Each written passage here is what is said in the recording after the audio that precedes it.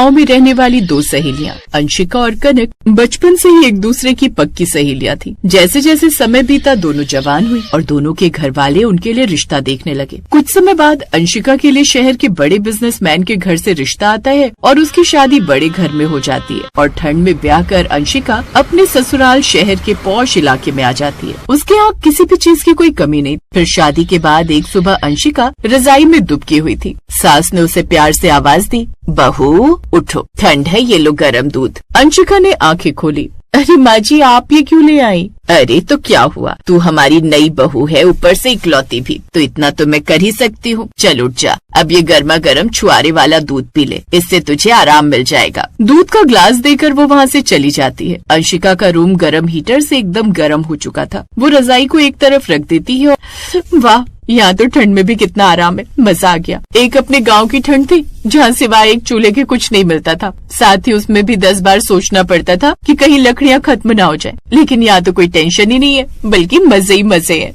वहीं कनक की शादी गांव के एक लड़के से हो जाती है। उसका ससुराल गांव के आखिरी छोर पर बनी एक कच्ची सी झोपड़ी में था, जहां आकर कनक ठंड से कांपते हुए उठी। उसकी फटी रजाई, मिट्टी का फर्श और छत से टपकती हवा मानो उस पर जुल्म ढा रही हो। हे भगवान, आज तो ठंड की याद है। इतनी ठंड तो कभी मुझे अपने गाँव में भी नहीं लगी जितनी मुझे यहाँ लग रही है। तभी उसकी सास की कड़क आवाज आई, बहू उठ गई है या नहीं? चूल्हा जलाना है, पानी भरना है, ठंड ठंड मत करती रहना। ये ठंड तो हर साल आती है और जाती है। फिर कनक जल्दी से उठी और उसने पतला सा स्वेटर पहना जो कि शादी में मायके से लाई थी। उसके हाथ ठंड से सुन्न हो चुके थे। माँ होती तो एक रजाई और डाल देती और कहती, बेटी आज ठंड बहुत है, बाहर मत निकलना। यही सब कहते हुए वो ठंड में कांपते हुए बाहर निकली और कुएं से पानी भरने चली गई। लेकिन पानी भरते वक्त, हे भगवान, ये तो ऐसा लग रहा है जैसे ये पानी सीधा हिमालय पर्वत से आ रहा हो। वो जल्दी से पानी लेकर घर आती है। इसके बाद घर आकर चूल्हा जलाती है। ये चूल्हा अभी तक जल क्यों नहीं रहा? लगता है उसके कारण ये लकड़ियाँ भी गीली हो गई, इसीलिए अभी तक जल नहीं रही। काफी देर तक चूल्हे में फूंक मारने के बाद वो लकड़ियाँ जलाती है, लेकिन उससे घर में धुआं धुआं हो जाता है, जिससे उसे खांसी होने लगती है। अरे बहू, ये क्या, आते ही पूरे घर में धुआं धुआं कर दिया। मुझे ऊपर पहुंचाने का इरादा है क्या? माँ जी, लकड़ियाँ गीली है तो ठीक से जल नहीं रही। अरे तो अब क्या मैंने फूंक मार कर सुखाऊं? अब बहाने छोड़ और काम पर ध्यान दे। बोल तो ऐसे रही है जैसे हमने कभी अपने जमाने में सर्दियों में खाना पकाया ही नहीं। सास की बातें सुनकर कनक की ठंड कुछ पल के लिए कम हो जाती है, क्योंकि उसके खून का पारा जो चढ़ जाता है ताने सुनकर। फिर वो सबके लिए चूल्हे पर खाना बनाती है, जिससे उसे कुछ पल के लिए राहत मिलती है और उसे अब थोड़ा आराम मिल जाता है। ऐसे ही शाम होते होते उसकी उंगलियां पूरी तरह ठंड में काम करते हुए जम चुकी थी। वो अपने कमरे में बैठी थी, तभी उसे अंशिका का फोन आता है। हेलो, हाँ अंशिका, कैसी है तू? अरे मैं तो फुल टू मजे में हूँ, तू बता तू कैसी है? ससुराल की पहली ठंड कैसी लग रही है? ये बात सुनकर कनक चुप रही, फिर हल्की सी हंसी के साथ बोली, बस ठंड तो है, चल रही है जिंदगी, जैसे मायके में थी वैसे ही यहाँ भी है। तू बता, तेरे ससुराल की ठंड कैसी है? अरे यार, यहाँ तो मजा आ रहा है। हीटर, गरम सूप, बादाम छुआरे वाला गरम गरम दूध। मम्मी जी तो मुझे कुछ न कुछ गरम चीज देती रहती है जिससे मुझे आराम मिल जाए। फिर कनक ने इधर उधर देखा। उसकी सास कमरे के बाहर ही खाट लगाकर बैठी थी। अच्छा है, खुश रहो, चल अब मैं फोन रखती हूँ। फोन काटते ही कनक की आंखें भर आई। सहेली तो वही है, पर किस्मत कितनी अलग। आज वो कितने मजे से जिंदगी काट रही है। तभी ओमवती ने उसे आवाज लगाते हुए, बहू, सहेली से गप्पे मार ली हो तो अब जाकर तू जंगल से लकड़ी भी ले आ। इस वक्त माँ जी? हाँ तो अभी कौन सा अंधेरा हुआ है, तू समय रहते चली जा तो समय से आ भी जाएगी। फिर कनक कांपते पैरों से जंगल की ओर गई। हवा उसके चेहरे पर चाबुक की तरह लग रही थी। न जाने ये ठंड कब जाएगी। कांपती आवाज में जंगल लकड़ियां लेने गई तो वहीं दूसरी ओर शहर में अंशिका शाम को ड्राइंग रूम में बैठी हुई थी। बहू जरा अपने मायके फोन कर दो, ठंड है, उन्हें भी बता दो कि तुम आराम में हो। उन्हें भी पता चलना चाहिए हम बहुओं को कितने ऐशो आराम से रखते हैं। उनकी तरह कोई छोटा मोटा घर नहीं है हमारा, कितने बड़े लोग हैं हम। अंशिका को ये बात सुनकर थोड़ा अजीब लगा। इधर कनक जंगल से लकड़ियां लेकर लौटी, तब तक उसका पति भी घर आ गया। अरे बाप रे, बाहर तो कितनी ठंड है, कनक जल्दी से आग जला दो। फिर कनक जल्दी से आग जलाती है, जिससे घर में थोड़ी गर्माहट होती है। साथ ही वो सबके लिए खाना भी बनाती है, जिसे खाने के बाद वो सब सोने चले जाते हैं। अपने कमरे में रखी पतली रजाई देखकर कनक कहती है, अरे इस रजाई से हमारा क्या होगा? इससे तो हालत और खराब हो सकती है। नई बहू हो, इसकी आदत डाल लो। हम तो ऐसे ही रहते आए हैं और हम भी तो इतनी पतली रजाई ही ओढ़ते हैं, बुढ़ापे का शरीर है, फिर भी कोई शिकायत ना की हमने। फिर कनक चुपचाप लेट गई, लेकिन उस रजाई में ठंड उसकी हड्डियों तक उतर रही थी। लेकिन फिर भी जैसे तैसे वो कांपते हुए उसमें सो रही थी, लेकिन उसे सारी रात ठीक से नींद नहीं आई। फिर अगले दिन अंशिका का उसे फोन आया, कनक यहाँ तो बहुत आराम है, लगता ही नहीं ससुराल है। पता है इससे ज्यादा काम तो मेरी माँ मायके में मुझसे ले लेती थी। ये सुनकर कनक चुप रह गई। फिर कुछ देर बाद बोली, तेरा नसीब अच्छा है अंशिका, जो तुझे इतना अमीर ससुराल मिला। मैं तो यही चाहती हूँ कि तू हमेशा ऐसे ही खुश रहे। कनक और अंशिका की बात ओमवती सुन लेती है। फिर फोन रखने के बाद उसकी सास कनक से पूछती है, क्या तेरी सहेली बड़ी अमीर है? ऐसा तो नहीं तू अपनी अमीर सहेली से जलती हो, उसकी और हमारी बराबरी नहीं हो सकती, समझी? चल अब अपने काम पर ध्यान दे। अब जब भी अंशिका का फोन आता तो कनक की सास को जलन होने लगती। धीरे धीरे कनक की सास को अंशिका से नफरत भी होने लगी। फिर एक दिन ओमवती ने सोचा, इस कनक बहू की वो सहेली सुना है बड़ी अमीर है, अगर उस अमीर बहू से कुछ मिल जाए तो। ओमवती के मन में लालच घर कर गया। अब उसने कनक पर दबाव डालना शुरू कर दिया। तू अपनी सहेली से पैसे मंगवा ले कनक, ठंड में वैसे भी आलोक को कभी काम मिलता है कभी नहीं, और तेरी सहेली है वो इतना तो कर ही सकती है। अगर 1-2 लाख की मदद कर दे तो उसका क्या ही चला जाएगा। माँ जी वो मेरी सहेली है, कोई बैंक नहीं, मैं उससे पैसे नहीं मांगने वाली। तो याद रख, इस घर में मुफ्त की रजाई भी नहीं मिलेगी। आज तू बिना रजाई के सोएगी ना तो तेरी अकल ठिकाने आएगी। उस रात कनक बिना रजाई के सोई। फिर ठंड के मारे उस रात कनक को काफी तेज बुखार आ गया। आलोक भी किसी काम से शहर गया हुआ था। अगली सुबह अंशिका अपने पति के साथ कोई जमीन देखने उस गांव में आई हुई थी। इस गांव में मेरी सहेली भी रहती है, मैं उससे मिले बिना तो नहीं जाऊंगी। अच्छा ठीक है। अब वो कनक के ससुराल पहुंची तो उसकी हालत देखकर घबरा गई। तभी पड़ोसन ने आकर अंशिका को सारी बात बताई। कनक की हालत देखकर अंशिका टूट गई। ये ससुराल की पहली ठंड नहीं बल्कि ये तो जुल्म है कनक। फिर अंशिका ने जल्दी से डॉक्टर बुलाया, उसे नई रजाई उठाई। अगर एक रात और होती तो इनकी जान को खतरा था। ये सुनकर ससुराल वालों के चेहरे उतर गए। मैं अभी पुलिस को बुलाती हूँ। ये सुनकर ओमवती चौंक गई और अपनी गलती की माफी मांगने लगी।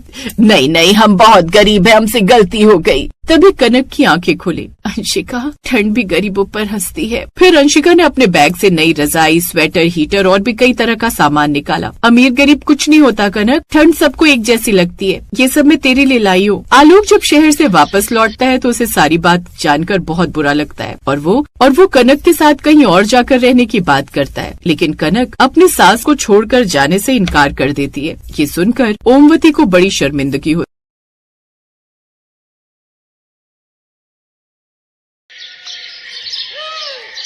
कविता और राधा दोनों सहेलियां थीं और उन दोनों की माँ भी बहुत पक्की सहेलियां थी। ऐसे ही एक दिन वो दोनों उदास बैठी थी, तभी वहाँ वो दोनों सहेलियां आती हैं।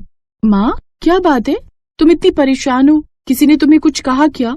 हाँ आंटी, मैं भी कुछ दिनों से माँ और आपको बहुत परेशान देख रही हूँ। क्या बात है, सब ठीक तो है ना? अगर किसी ने कुछ कहा है तो मुझे बताओ, मैं उसकी जुबान खींच लूंगी।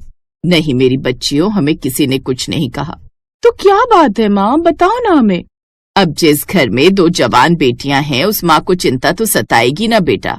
आंटी आप चिंता क्यों करती हो, सब ठीक हो जाएगा, इसलिए अब ज्यादा परेशान मत हो। हाँ माँ, और आप देखना हम दोनों की शादी किसी अमीर और बड़े घर में ही होगी, और आप देखना घोड़ी पर सवार होकर अपनी दुल्हन को अपने साथ ले जाएगा। बस बस, सपनों की दुनिया से बाहर आ जा, क्योंकि ये सपनों की दुनिया ना सिर्फ सपनों में ही अच्छी लगती है। राधा की बात सुनकर कविता हंसने लगती है, पर यहाँ शायद राधा की जुबान पर सरस्वती विराजमान थी। तभी तो अगले ही दिन उन दोनों के लिए 2 अलग अलग घर के रिश्ते आते हैं और इस तरह राधा का रिश्ता किशन नाम के एक गरीब लड़के से हो जाता है जो कि एक किसान था। तो वहीं कविता की शादी विवेक नाम के एक बिजनेसमैन से पक्की हो जाती है। शांति और सविता दोनों ही अपनी बेटियों के लिए खुश थी, लेकिन फिर भी सविता अपनी बेटी राधा के पास जाती है और, राधा मुझे माफ करना, मैंने तेरा रिश्ता एक ऐसे घर में पक्का करवा दिया जिस घर में शायद तुम एडजस्ट ना कर पाओ। पर मैं क्या करती मेरी बच्ची, मेरे पास इतना पैसा नहीं कि मैं तेरे लिए दहेज गिन पाऊं। कोई बात नहीं माँ, आपने जो भी फैसला लिया है मेरी जिंदगी के लिए वो कुछ सोच समझ कर ही लिया है, इसलिए मैं आपके फैसले पर कभी कोई सवाल नहीं करूंगी। और अगले 1 महीने के बाद दोनों सहेलियों की शादी हो जाती है और सविता और शांति की दोनों ही बेटियां विदा होकर अपने अपने ससुराल पहुंच जाती हैं। राधा बहू, दाहिने पैर से कलश गिराकर इस घर में लक्ष्मी बनकर प्रवेश करो। सास की बात सुनकर अब राधा दाहिने पैर से कलश गिराकर गृह प्रवेश करती है और जैसे ही अंदर जाती है ये सब देख राधा बहुत खुश होती है। जहाँ एक तरफ राधा का गृह प्रवेश इतने शानदार तरीके से होता है, तो वहीं दूसरी तरफ कविता, जो एक बड़े और बिजनेसमैन के घर में गई थी, उसका गृह प्रवेश बहुत ही साधारण तरीके से होता है। बहू, जल्दी से कलश गिराओ और अपने कमरे में जाओ। वो क्या है ना, मेरी एक बहुत अर्जेंट मीटिंग है, इसलिए मैं यहाँ ज्यादा अपना समय बर्बाद नहीं कर सकती। सास की बात सुनकर कविता को बड़ा ही अजीब लगता है और वो देखती है कि उसके घर में हर कोई अपने फोन में व्यस्त है। जिसके बाद कविता अपने दाहिने पैर से कलश गिराकर गृह प्रवेश करती है। समय यूं ही गुजरता है और गुजरते समय के साथ कविता भी अब अपने ससुराल में ढल जाती है। देखते ही देखते 1 साल गुजर जाते हैं और 1 साल बाद दोनों ही सहेलियां अपनी माँ से मिलने के लिए जाती हैं, जहाँ सविता और शांति घर के बाहर ही बैठी थी और वो देखती हैं कि कविता ने हाथ में सोने के कंगन, शरीर पर महंगी साड़ी और भी तरह तरह के गहने पहने हुए हैं। तो वहीं राधा बहुत ही सिंपल और सूती साड़ी में थी। माँ, आपसे मिलकर बहुत अच्छा लग रहा है। आंटी, कैसी हो आप? जब से ससुराल गई हो तब से ससुराल वालों ने मुझे इतनी जिम्मेदारी दे दी कि यहाँ आने का समय नहीं मिला। कभी इनका बिजनेस संभालो तो कभी घर। वैसे राधा, तुम शादी के बाद बहुत सुंदर लग रही हो। तुम भी कम सुंदर नहीं लग रही। सहेली की बात सुनकर कविता मुस्कुराती है। अब दोनों ही सहेलियां अपने घर के अंदर जाती हैं और थोड़ी देर बाद कविता अपनी सहेली के घर जाती है और वहां वो तीनों बैठकर खूब सारी बातें करती हैं। लेकिन बातों ही बातों में कविता ने राधा से सवाल किया, राधा, अगर बुरा न माने तो एक सवाल करूं तुझसे? कविता की बात सुनकर राधा ने अपना सिर हिलाया। राधा, तेरी साड़ी बहुत ही सिंपल और सूती है। तेरे घर वाले तुझे ठीक से नहीं रखते क्या? अगर ऐसा है तो मुझे बता, मैं तेरी हर खुशी पूरी करूंगी जो तेरे ससुराल वाले नहीं कर रहे। कविता की ये बात सुनकर राधा मुस्कुराई और उसने बड़ी ही नरमी के साथ जवाब दिया, मैं जानती हूँ कि मेरे कपड़े बहुत सादे हैं, लेकिन मेरा ससुराल बहुत अच्छा है। मुझे जो चीज वहां मिलती है वो शायद कहीं नहीं मिली। राधा की बात सुनकर कविता के चेहरे पर मुस्कान आ गई और कुछ ही देर बाद उसने एक और सवाल किया, सच कहूँ राधा, तो मैं जानना चाहती हूँ कि तुझे तेरे ससुराल में ऐसा क्या मिलता है जो कहीं और नहीं मिलता? अगर तू बुरा न माने तो क्या मैं तेरे साथ तेरे घर आ सकती हूँ? राधा ने अपना जवाब सर को हाँ में हिला कर दिया। इस तरह अब दोनों सहेलियां 2 दिन अपने मायके रहती और तीसरे दिन कविता अपनी सहेली के साथ उसके ससुराल जाती है। जैसे ही कविता राधा के घर जाती तो घर देख उसका मुंह बन जाता। तू यहाँ रहती है इतनी गंदी जगह? कविता की बात सुनकर राधा ने कुछ नहीं कहा, केवल मुस्कुराई और उसे अंदर आने के लिए कहा। अब जैसे ही कविता अंदर आई तभी उसकी सास ने उन दोनों को देख अपनी बेटी शीला और बेटे किशन से कहा, किशन, शीला, देखो घर की रौनक आ गई। इस घर की रौनक के साथ उसकी सहेली भी आई है। सुमित्रा की बात सुनकर शीला अपने हाथों में तुरंत पानी का ग्लास लिए आती है और उसे देती है, तो वहीं सुमित्रा कुर्सी पर तकिया लगाकर कविता को बैठने के लिए कहती है, बैठो बेटी, इसे तुम अपना ही घर समझो। माना ये घर छोटा है, लेकिन इस घर में तुम्हें बहुत अपनापन मिलेगा। सुमित्रा के कहने पर कविता उस कुर्सी पर बैठ जाती है। तभी वो देखती है कि किशन अपने हाथों में खाने की थाल लेकर आता है और उस थाल में थोड़े नहीं बल्कि बहुत सारे आइटम थे। राधा कविता के आगे एक छोटा सा टेबल लगाती है और उस टेबल पर कपड़ा बिछाकर खाने की थाल रख उसे खाने के लिए कहती है। ये सब देख कविता कुछ नहीं कह पाती और वो जैसे ही खाना शुरू करती है तभी किशन ने कहा, आज मैं राधा के लिए बहुत खुश हूँ, क्योंकि आज इस घर में असली खुशी जो आई है। क्या मतलब? मतलब ये कि असल मायने में आज इस घर में खुशी आई है, क्योंकि राधा अक्सर आपको याद किया करती थी। इसीलिए आज जब आप यहाँ आई तो राधा और हमारे घर की खुशी आई। किशन की बात सुनकर कविता की आंखें नम हो जाती हैं और वो सभी के आगे राधा से सवाल करती है, राधा, ये सब? कविता, ससुराल में इज्जत पैसे से नहीं बल्कि व्यवहार से मिलती है। मैंने घर के हर सदस्य को अपना माना, उनकी खुशी को अपनी खुशी बनाई और उनके हर मुश्किल समय में उनका साथ दिया। बस यही वजह है कि आज मैं गरीब होकर भी अमीर हूँ, क्योंकि मेरे ससुराल में मुझे इज्जत और प्यार मिलता है और यही वो चीज है जो मुझे कहीं और नहीं मिल सकती। तू बिल्कुल सही कह रही है राधा, मेरे घर में मेरी इज्जत नहीं है और वहाँ हर चीज पैसे से होती है। शायद यही वजह है कि मैं अमीर घर में जाकर भी तेरी जितनी खुश नहीं हूँ। आज मुझे इज्जत की अहमियत समझ आ गई। कविता को अब राधा की खुशी की वजह पता चल गई थी, जिसके बाद कविता अपनी सहेली के गले लग अपने ससुराल जाती है और अब अपने ससुराल वालों के साथ भी ठीक वैसा ही व्यवहार करती जैसा राधा अपने परिवार के साथ व्यवहार रखती थी। और उसका इतना प्यार देख कविता के ससुराल वाले भी अब थोड़ा बहुत बदलने